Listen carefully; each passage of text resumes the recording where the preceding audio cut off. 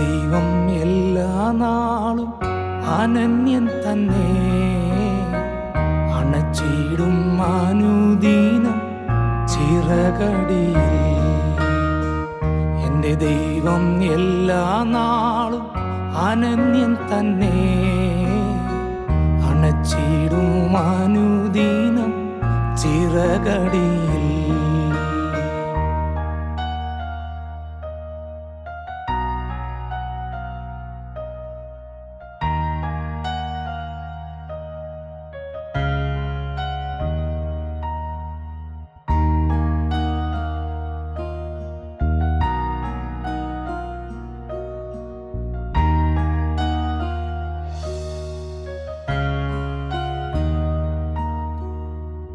ഏഴകളിൽ ഭാരം നിത്യം ചുമക്കുന്നതാ,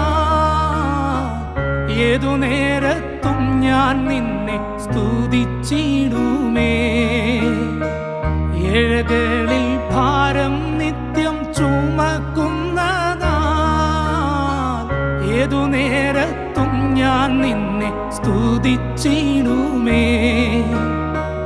നാവു പോരാ വർണ്ണിച്ചിടാൻ നന്മയോരോന്നും, നന്ദി കൊണ്ടെൻ്റെ ഉള്ളം നിറയുന്നപ്പാ.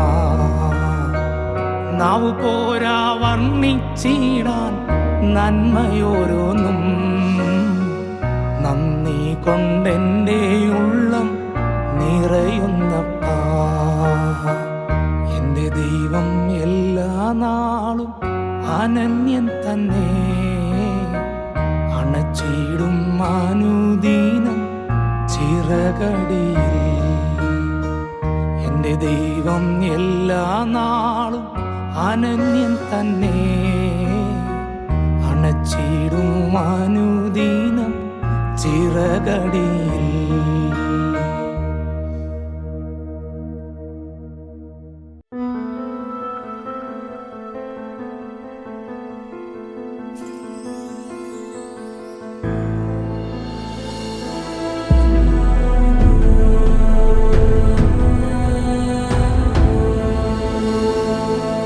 പാട്ടും പ്രസംഗവും എന്ന ഈ പ്രോഗ്രാമിലേക്ക് എല്ലാ മാന്യ പ്രേക്ഷകർക്കും എൻ്റെ പ്രിയപ്പെട്ട സഹോദരി സഹോദരന്മാർക്കും സ്നേഹവന്ദനം. നമ്മളിപ്പോൾ കേട്ട പാട്ടിൻ്റെ വരികൾ പോലെ നമ്മുടെ ദൈവം അനന്യനാണ്, നമ്മുടെ ദൈവം മാറ്റമില്ലാത്തവനാണ്. എബ്രായർക്കെഴുതിയ ലേഖനം 13-ാം അധ്യായത്തിൻ്റെ 8-ാമത്തെ വാക്യത്തിൽ ലേഖനകർത്താവ് പറയുന്നു, യേശു ക്രിസ്തു ഇന്നലെയും ഇന്നും എന്നേക്കും അനന്യൻ തന്നെ. Jesus Christ is the same yesterday, today and forever.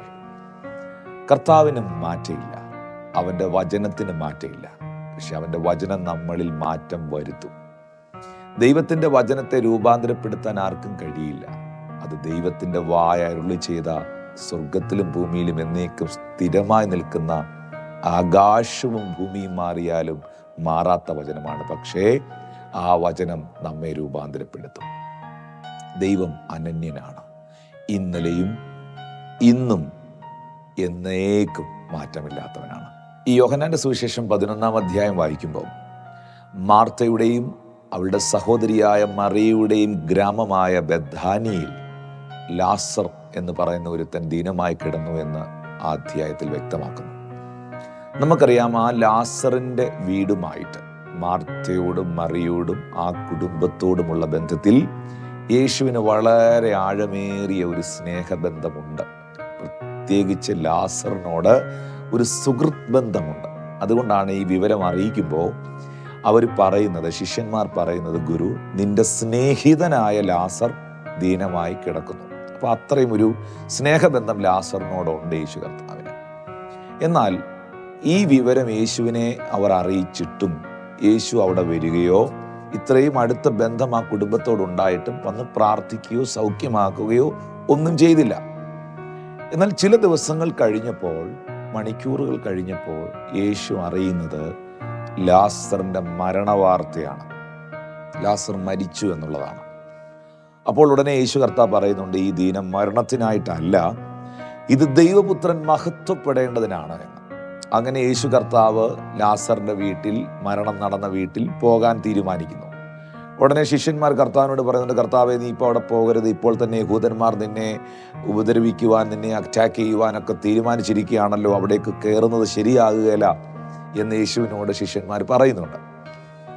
എന്നാൽ യേശു കർത്താവ് ആ വാക്കുകളൊന്നും കണക്കിലെടുക്കാതെ ആ മരണം നടന്ന വീട്ടിലേക്ക്, താൻ ഏറ്റവും സ്നേഹിച്ച കുടുംബത്തിലേക്ക് പോകുമ്പോൾ മാർത്ത യേശു കർത്താവിനെ വന്ന് എതിരേറ്റിട്ട് പറഞ്ഞൊരു വേർഡുണ്ട്, ഗുരു, നീ ഇവിടെ ഉണ്ടായിരുന്നെങ്കിൽ എൻ്റെ സഹോദരനായ ലാസർ മരിക്കത്തില്ലായിരുന്നു. സാരമില്ല, എങ്കിലും നീ ദൈവത്തോട് എന്തപേക്ഷിച്ചാലും ദൈവം നിനക്ക് തരുമെന്ന് ഞങ്ങൾ അറിയുന്നു. പിന്നെ താഴേക്ക് വായിക്കുമ്പോൾ നമുക്കവിടെ വ്യക്തമാകുന്നുണ്ട്, അവളോ അവൻ്റെ പുനരുത്ഥാനത്തെക്കുറിച്ച് അത്രേ സംസാരിച്ചത്. നിങ്ങൾ ആ സഹോദരി പറഞ്ഞ വാക്കിനെ ഒന്ന് ശ്രദ്ധിച്ചേ, എന്നെ ഒന്ന് ശ്രദ്ധിച്ചേ. 2 പ്രധാനപ്പെട്ട കാര്യമാണ് ആ സഹോദരി പറഞ്ഞത്. കർത്താവേ, ഇന്നലകളിൽ നീ ഞങ്ങളുടെ വീട്ടിൽ വന്നൊന്ന് പ്രാർത്ഥിച്ചായിരുന്നെങ്കിൽ ഇങ്ങനൊരു സംഭവം ഉണ്ടാകുകയില്ലായിരുന്നു. സാരമില്ല, വന്നില്ലല്ലോ, കുഴപ്പമില്ല, വിഷമമില്ല. നാളുകളിൽ, അടുത്ത നാളുകളിൽ, പുനരുദ്ധാന നാളുകളിൽ കാഹളം ധ്വനിക്കും. അപ്പോൾ യേശുവിൻ്റെ ബൈബിൾ ക്ലാസ്സിലൊക്കെ ശരിക്കും പങ്കെടുത്ത ആളാണ് ഈ പറയുന്ന സഹോദരി. അല്ലെങ്കിൽ ഇങ്ങനൊരു വെളിപ്പാട് പുള്ളിക്കാരിക്ക് ഉണ്ടാകുകയില്ല. കല്ലറയിലുള്ളവർ ദൈവപുത്രൻ്റെ ശബ്ദം കേൾക്കുമെന്നും നന്മ ചെയ്തവർ ജീവനായും തിന്മ ചെയ്തവർ ന്യായവിധിക്കായും എഴുന്നേൽക്കുന്ന നാഴിക വരുമെന്നും ഒക്കെയുള്ള കർത്താവായ യേശു ക്രിസ്തു പറഞ്ഞ പ്രവചനങ്ങളുടെ, സംഭവിക്കാൻ പോകുന്ന കാര്യങ്ങളുടെ ആഴമേറിയ അറിവ് ഈ സഹോദരിക്ക് ഉള്ളതുകൊണ്ടും വെളിപ്പാടുള്ളതുകൊണ്ടാണ് പറഞ്ഞത്, സാരയില്ല, എന്ന അടുത്ത നാളുകളിൽ, ആ പുനരുത്ഥാന നാളിൽ എൻ്റെ സഹോദരൻ ഉയർക്കും. അപ്പോൾ ഉടനെ യേശു അവളോട് ചോദിക്കുന്നൊരു ചോദ്യമുണ്ട്, അവനെ വെച്ച സ്ഥലം എവിടെയാണ്? ഇതിനകത്തുനിന്ന് പരിശുദ്ധാത്മാവ് ഇന്ന് ഈ പാട്ടും പ്രസംഗവും എന്നുള്ള പ്രോഗ്രാം കേൾക്കുന്നവരോട്, ഇന്ന് ഈ പ്രോഗ്രാം കാണുന്നവരോട് അറിയിക്കുന്നൊരു സത്യമുണ്ട്.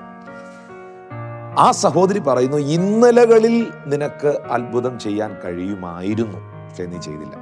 പക്ഷെ ഞങ്ങൾക്ക് വിഷമമില്ല, നാളുകളിൽ നീ പ്രവർത്തിക്കുമെന്ന് ഞങ്ങൾക്കറിയാം. പക്ഷെ യേശു അവളോട് ചോദിച്ചെന്താ? അവനെ വെച്ച സ്ഥലം എവിടെ?